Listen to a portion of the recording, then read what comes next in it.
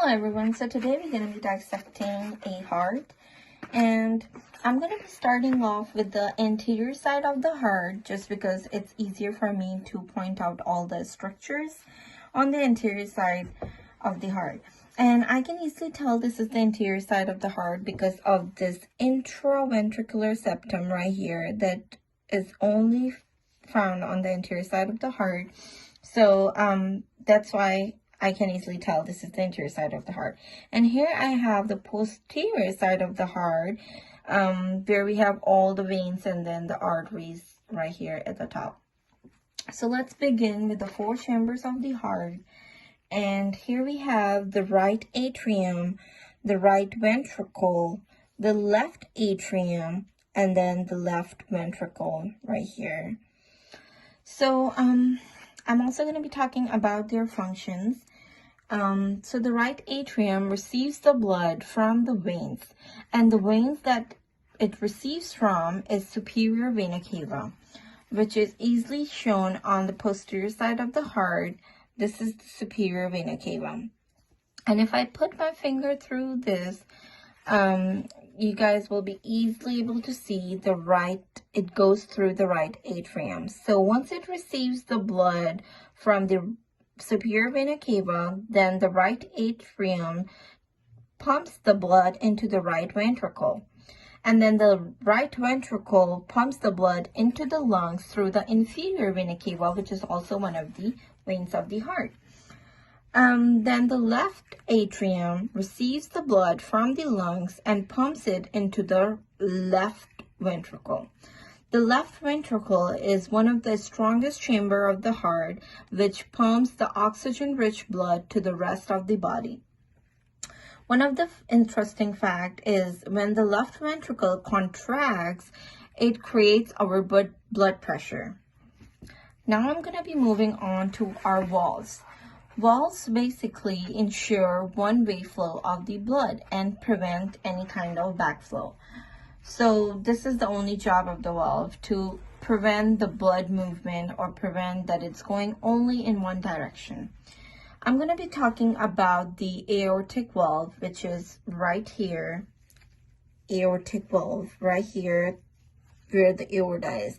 And if I put my finger through it, I will be able to see through the aorta. So here we have the aortic valve. Next we have the semilunar valve, which is right here.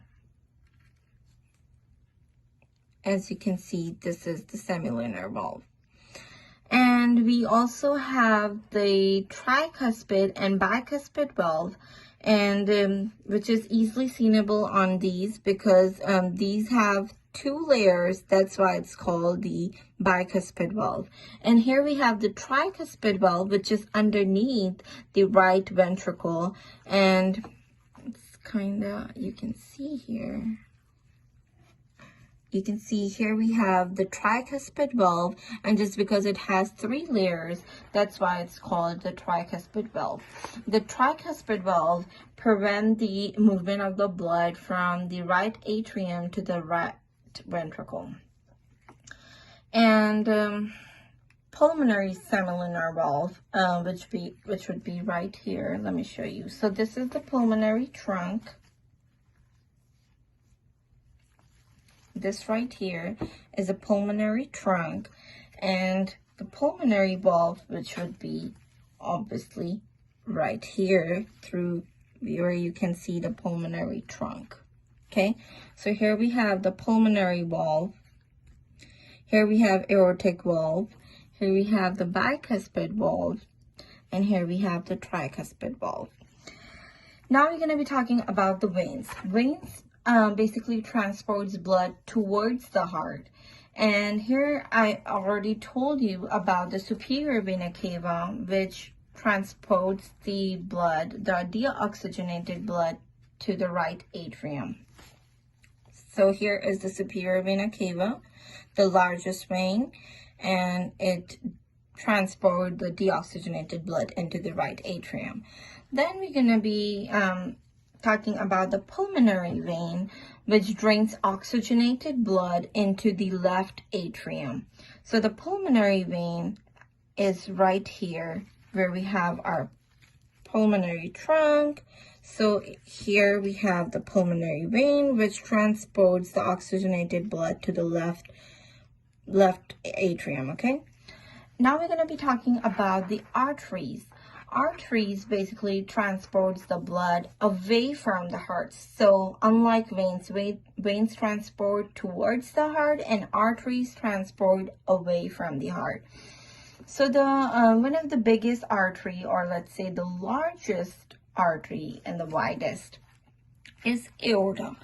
Aorta transports blood away from the heart, obviously, because it's one of the artery, and it basically takes oxygenated blood from the left ventricle to the body. So aorta takes the blood from the left ventricle, and then it transport out of the rest of the body.